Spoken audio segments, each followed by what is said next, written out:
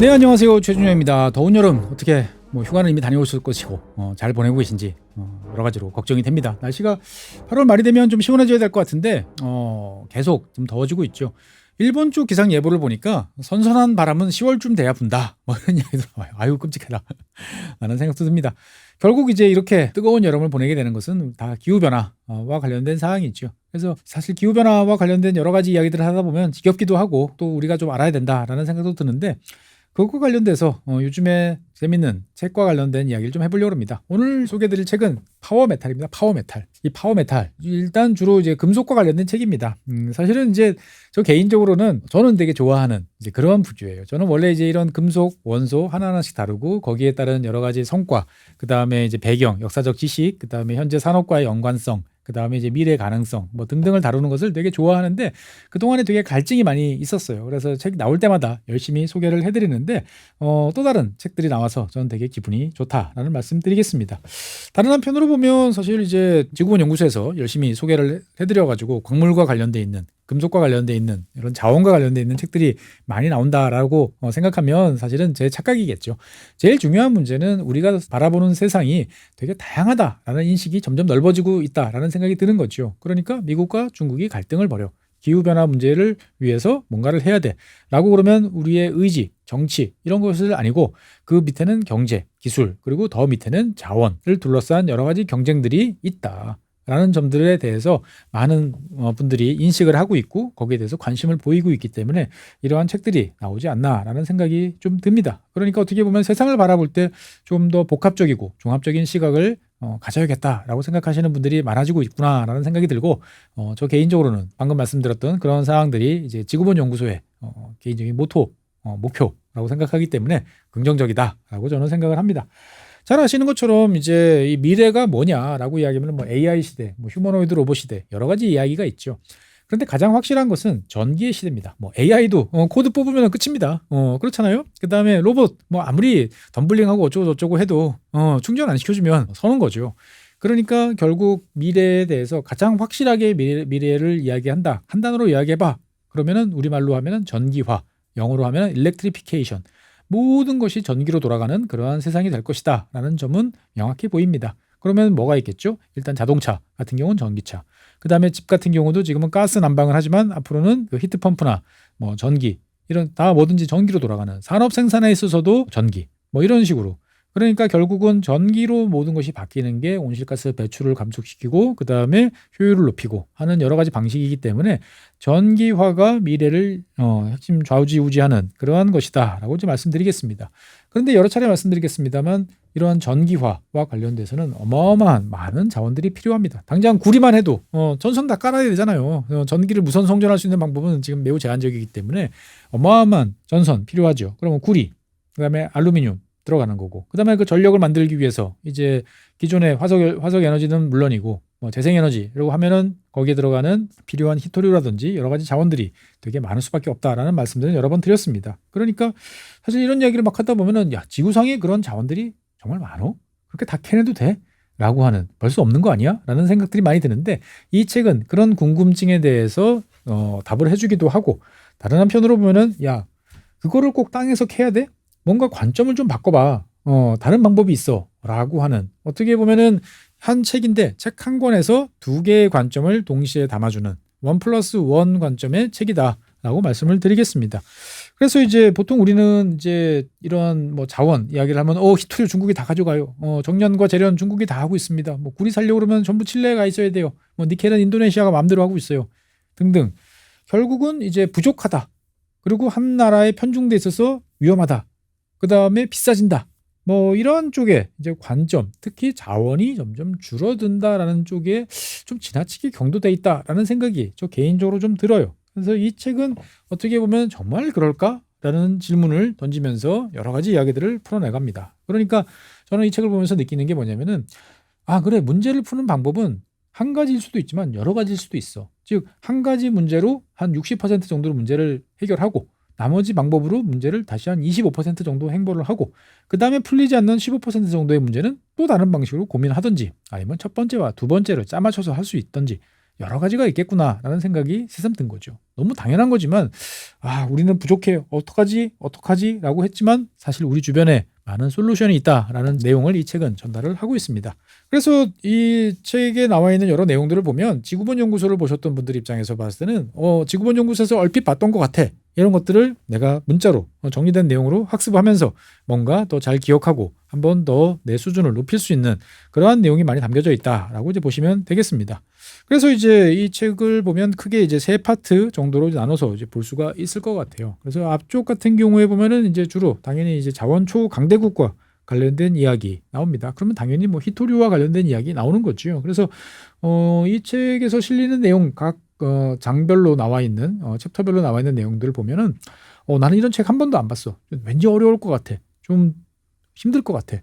전혀 고심할 필요 없어요. 상당히 쉽게 그리고 간단하게 내용을 다뤄주고 있다라고 이야기들을 하고 있습니다.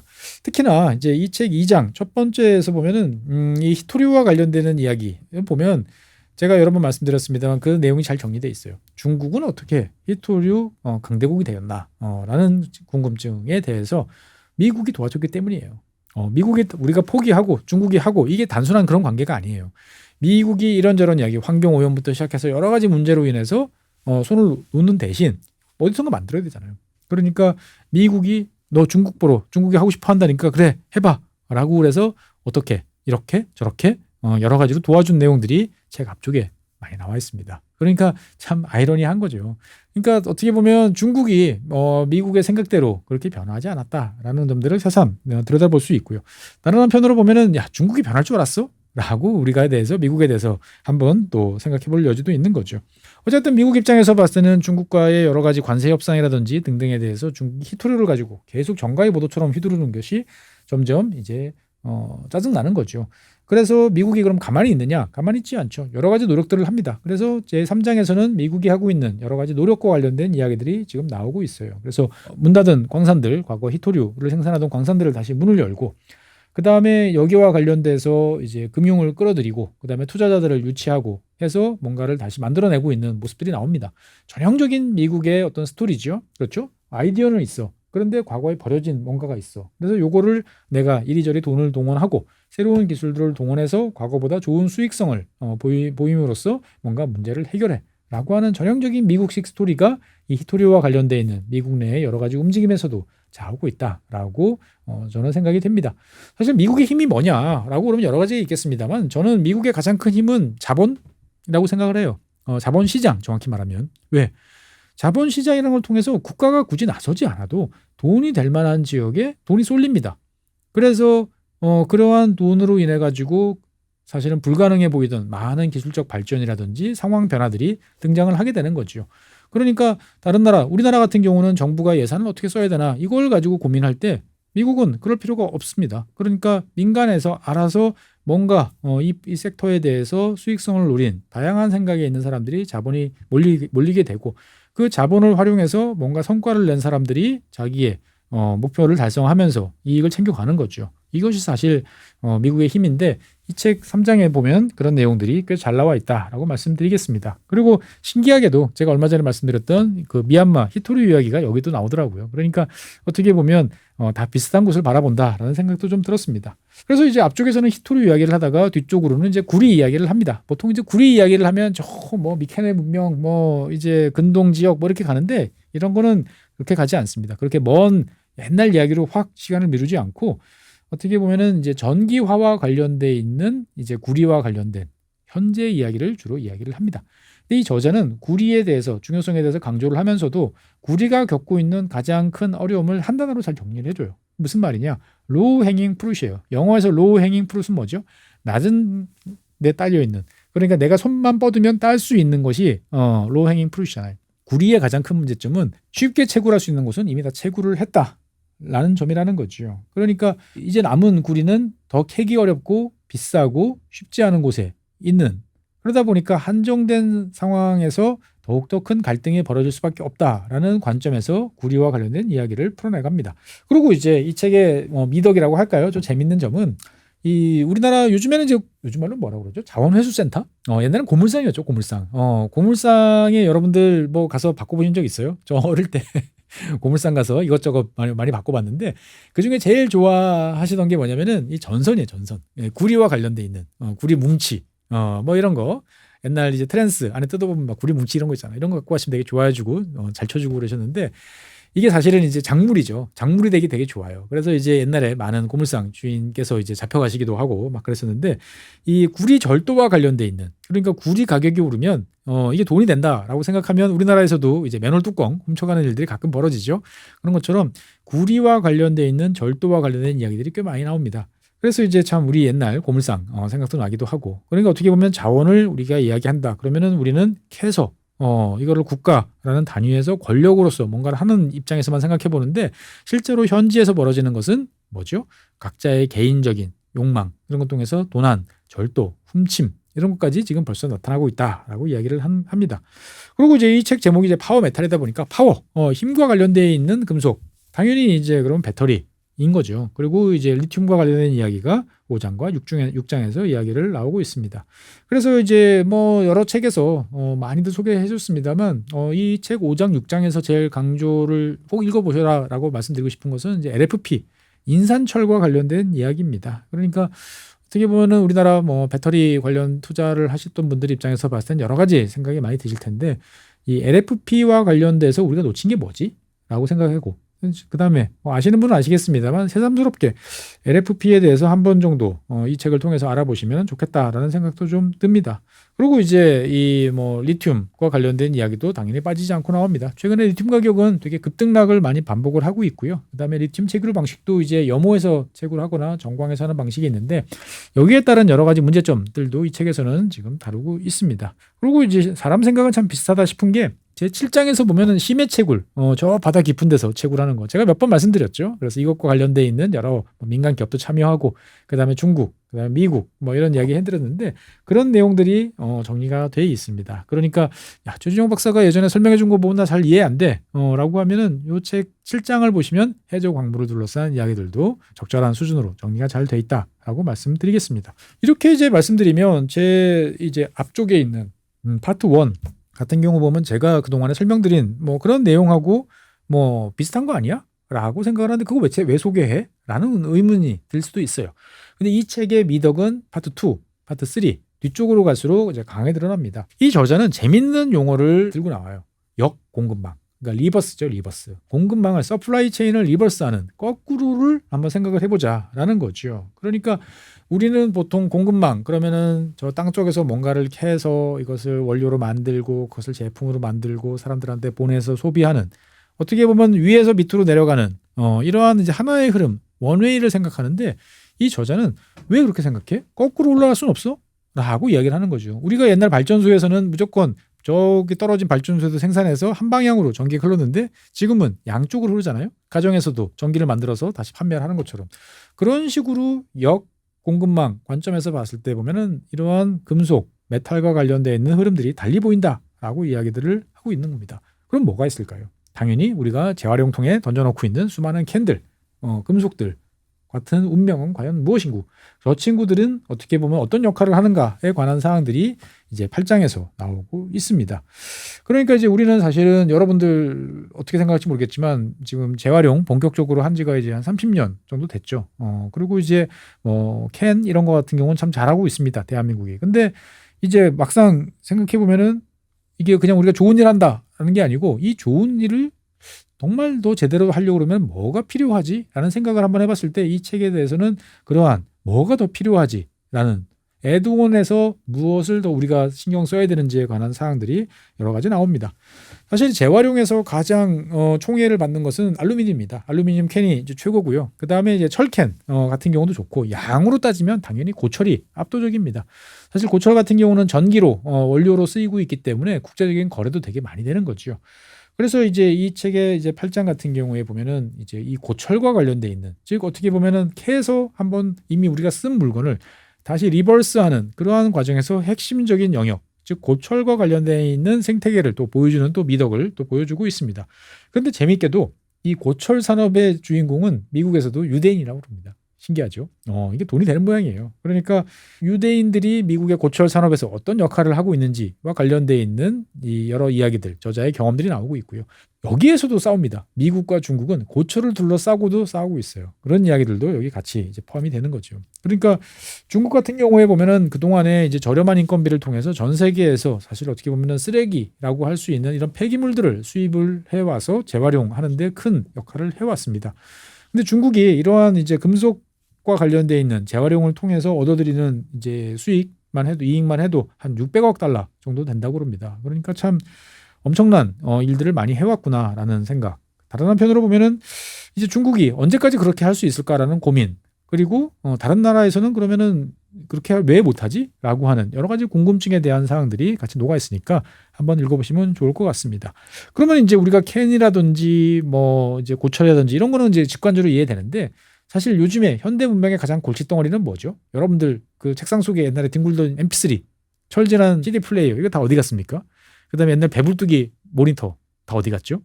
다 어디론가 폐기장으로 갔죠 보면은. 그러니까 이제 뭐 MP3라든지 뭐 18인치 LCD 모니터 사실 옛날에 거의 뭐 정사각형 4:3 LCD 모니터 이런 거 다 지금 어디가 있을까요? 결국은 이 전자 폐기물이라는 게 어마어마하게 나오는데 이것만 잘 활용을 해도 우리가 인류가 겪고 있는 이 금속 자원과 관련돼 있는 여러 가지 부족함을 상당 부분 극복할 수 있지 않을까라는 이야기들도 이 책에서는 이야기를 하고 있습니다. 그러면서 당연히 그런 것 중에 핵심은 뭐겠습니까? 당연히 모든 사람들 손에 하나씩 들려있는 스마트폰. 스마트폰의 운명은 어떻게 되는가라는 이야기도 나오고 있습니다. 이 스마트폰은 어디로 갈까요? 저도 이 책을 보면서 알았어요. 다 아프리카로 간다고.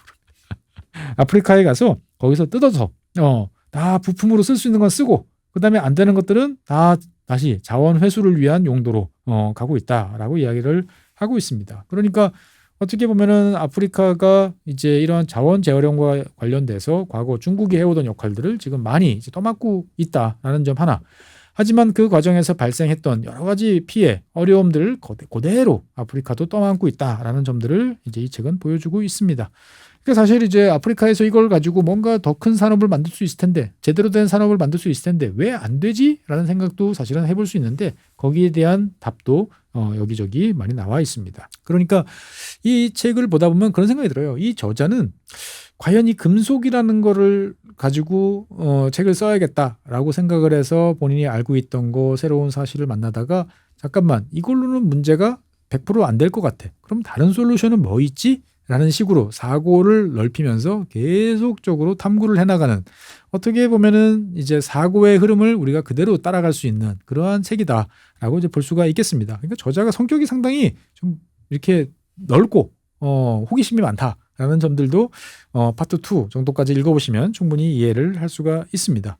그러면 이제 결국은 이제 남은 문제는 그래 그러면 좋아 그럼 우리는 뭘 해야 돼? 라는 이야기. 그 대한민국 입장에서 봤을 때도 그러면은 우리가 지금 뭔가를 이제 뭐 도시광산이라고 그러죠. 이런 것들을 해야 되나? 근데 하려면 여러 가지 어려움들이 있습니다.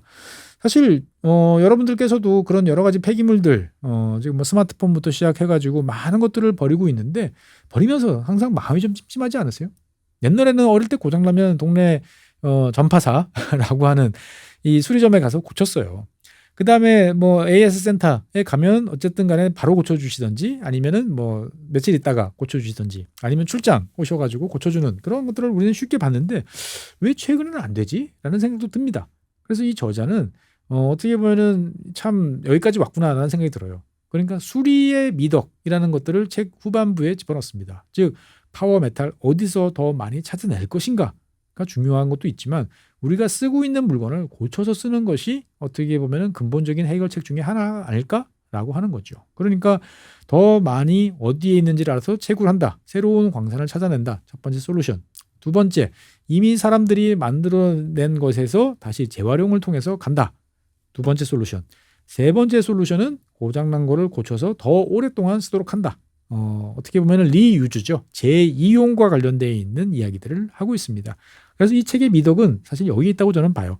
그러니까 재활용을 뛰어넘는 근본적 대책이 사실은 이제 재이용인 거죠. 그러니까 우리가 보통 뭐 유리병, 우리가 이제 보통 재활용을 하면 좋아요라고 얘기를 합니다만 사실 더 좋은 거는 재이용입니다. 그러니까 알루미늄 캔을 잘 모아서 그것을 녹여서 다시 다른 용도로 만드는 것보다 일단 많은 에너지를 들여서 만든 한 번 물건을 다시 쓰는 게 더 좋은 거죠. 그러니까 유리병 같은 경우에 보면 제일 좋은 건 뭐죠? 세척해서 계속 씁니다. 소주병, 맥주병 계속 쓰는 거죠.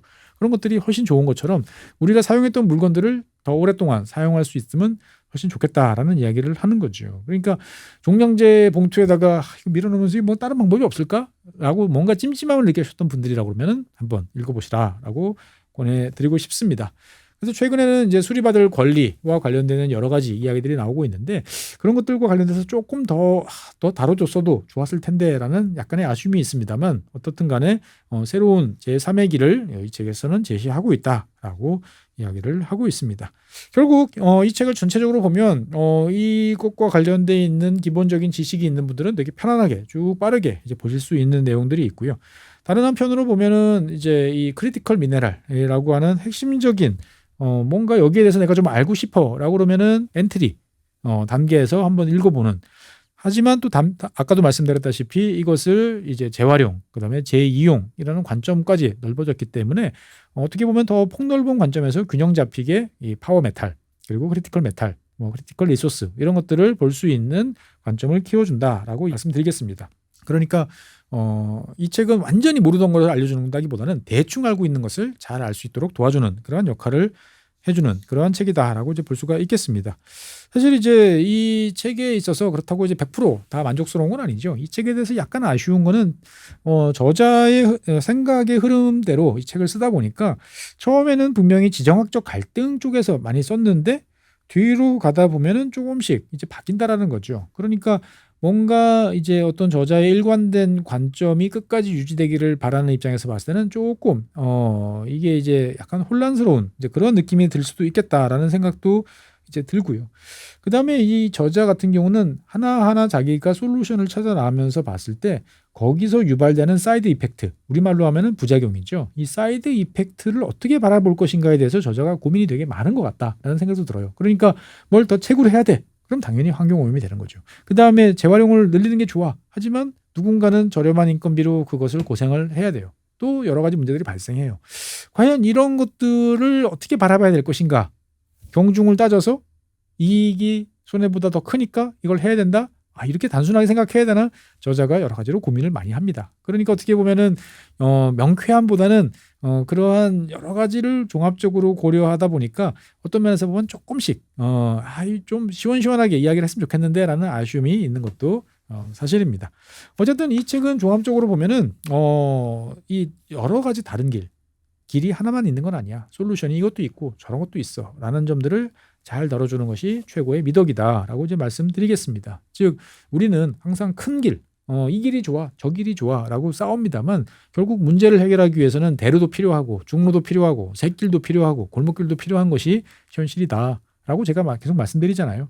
그러니까 하나의 열쇠로 모든 것을 해결할 수는 없는 이제 그러한 것들이 지금 우리한테 처해 있는 상황이고 특히나 이 크리티컬 미네랄, 핵심 금속과 관련되어 있는 상황이니까 해볼 수 있는 것을 해보기 위해서는 무엇을 해야 되는지를 이 책은 잘 보여주고 있다라고 정리를 해볼 수 있겠습니다.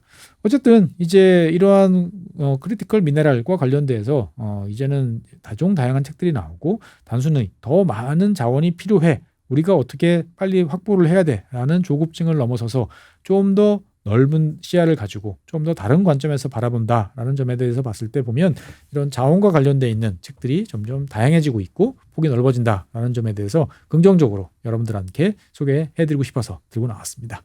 더워지는 여름 이런 책들을 읽으면서 잘 버티시고 기후변화와 관련돼 있는 여러 가지 미래에 대해서도 한번 생각해 보시고 투자의 흐름과 관련돼서도 한번 고민해 보시면 그래도 책을 읽은 보람이 있지 않을까라고 생각이 듭니다. 네, 오늘은 파워메탈 여러분들께 소개해드리면서 시간을 마치도록 하겠습니다. 지금까지 시청해주신 여러분 대단히 감사합니다.